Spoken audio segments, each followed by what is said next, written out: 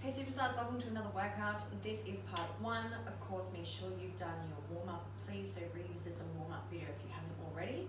We are starting with something more core focused, of course, going on to the front of the legs and then the back of the legs this morning. So we're actually doing our obliques today. We're gonna do a side focused core exercise. Again, there's always a few variations, so don't panic if you can't do the most advanced option. Side plank, level one. We're gonna start with our knees on top of each other like a sandwich. Elbow to be just inside of the shoulder, because as you press up off the floor, often if your if your elbow is too far away, then that's going to become a lot more challenging to balance as you get further and further into the exercise. So I like to start with it just a little bit, almost too close, situated under the shoulder, and then from here we're going to keep the hips pushed forwards and up towards the ceiling. So you'll see that my hips are stacked, the outer hip is right over the bottom hip. We don't have any rotation here. Shoulder is pulled back, so nice open chest, and we're trying to keep the head more or less in line with the rest of you. So we're not dropping the head, we're not trying to look at our knees, because if we look at our knees, often this starts to happen and we get that hinging. Hinging is great for deadlift, hinging is not great for a side plank. So hips stacked, hips also pulled towards the ceiling. Pretend there's a string on the outer hip, like you're a marionette, and that's being pulled towards the ceiling. Chest is open, and you should feel this through the side of the core, so your obliques. If you want more of a challenge, and I know some of you do, we can do this with nice straight legs, yeah? Same deal, feet are stacked like a sandwich. You may find that your feet slip, so you may prefer to wear socks, yoga socks with the non-slip grips on them, have a towel under your feet, or even wear shoes. So whatever is going to give you the best grip. And from here, same deal, we push up, hips stacked, chest open. What does the thumb do? Whatever you like. Pretend you're swinging a glow stick around if you want. We can even add weight to this hand. So this is level 2. If you want more of a challenge, now I don't necessarily recommend 10 kilos, that's quite heavy. You could try something closer to between 3 and 6 kilos is going to be a great starting point, so a kettlebell or a dumbbell. And I'm not even sure I can do this. Let's see. Yeah, okay, just. And you want to try and keep that wrist over the shoulder at the top. So not letting that weight swing around. We want to keep the wrist very much over the shoulder, and you'll feel that even more through the side. So that is exercise 1. Aiming to hold that for at least 30 seconds each side, but of course choose a duration and a level that is going to challenge you. From here we are moving on to another Eugene Teo specialty. Not my exercise, I didn't invent this, but I am kind of loving hating it. If you have a foam roller, you want a foam roller. If you have a Swiss ball will work just as well, or an exercise ball. There's really big ones which are like 65 cm in diameter. Something to put your foam roller or ball against. And if you're using a foam roller, you're going to start slightly higher up. If I was using a ball, the bottom of the ball would be a little further down my back. It would be closer to here, okay? If it's a foam roller, you're going to start just a little bit further up the back. Feet nice and straight, hip width apart. I want the feet to be out kind of far, because the hips are actually going to come back under the shoulders. So as always, shortening the distance from the ribs to the hips, okay? So making sure we're not starting like this. It is Friday, not Friday night yet. So ribs to the hips, pulling the hips under the shoulders as we come down. And I should be in more or less a nice straight line from my shoulder to my hips right now. And then we're pushing back up, yeah? Gentle bend to the knees to the top, not completely locked down, just give it a very slight bend. And that's it.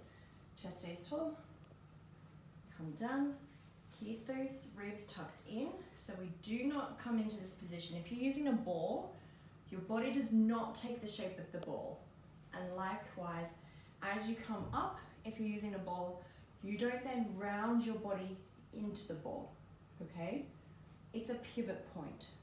So if you think about a log rolling over another log, the log does not curve, okay? Similar principle. So we keep the ribs to the hips, hips come under the shoulders, we stay nice and straight, and then we come back up. And you really feel this, you should really feel this through the quads. In the bottom position, you'll feel a little bit through the bottom, a little bit through the hamstrings. But we're very much pushing from the front of the legs. Now, if you want to make this tougher, you definitely can. What we can do is we can add weight. Of course, you may need the help of someone if this is a little tricky to coordinate, or you want the weights right next to your feet so you can go all the way down and pick them up. Now, with a dumbbell, and depending on the weights that you have, you can do a goblet position, so holding in front. Easy enough. If you have more than one weight, especially one of each type, you can have one in each hand, and just let the weights travel either side of the body as you go down, and then back up.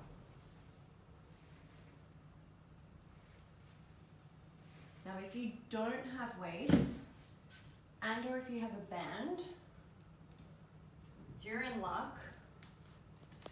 We can make this harder by adding the band. So the band goes over the neck like a necklace, and then you step on the base of it. Now this works if you have a Swiss ball, works if you have a femoral as well. The same deal. Down and then back up. And you'll feel the resistance in the band. Obviously the band will give you more tension as you come out of the squat. Because it's a leg exercise, you can use a thicker band. Okay, so this is a very thin band. You can use a thicker band because it's a leg exercise and legs can tolerate a lot more.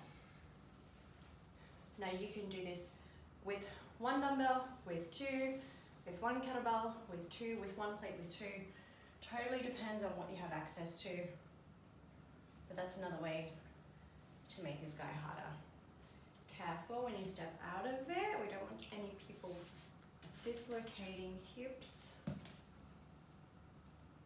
Okay, so that's your second exercise.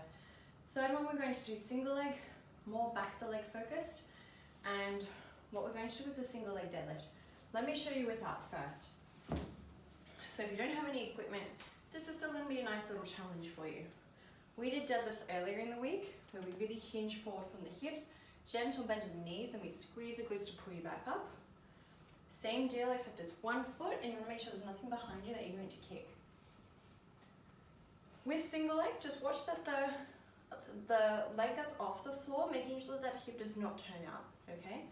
So obviously we're standing on one leg, got a gentle bend to that back knee, roughly 90 degrees, and we're still hinging forwards.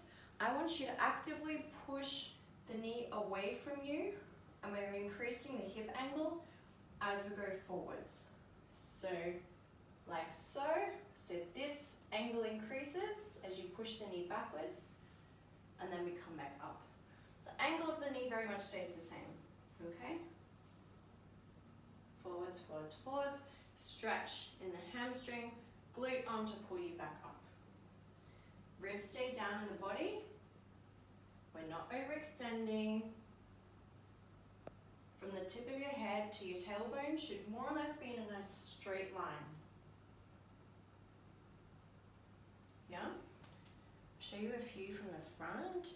So that hip stays forwards and not turning out. That happens a lot, yeah? So glute pulls you back up. Keeping those ribs in. If you feel this in your lower back, you're probably not using that glute enough, and or you're not bracing your core enough. So revisit those two things if you're experiencing that in your lower back. With a band, this will work if your band has handles, but what you may want to do, I find this too long. Now I'm pretty short, my legs are pretty short, you probably have very different dimensions to me. If you're taller, you may be able to get away with holding the ends or holding the handles if you have a handled band. For me, because I'm on the shorter side, I'm going to hold down just a little further on the band. Stepping onto that band And so I'm not holding at the very end. I'm holding just a little further down from there. Okay? And the movement is the same. So the resistance now comes from the band. It gets harder as they come up towards the top.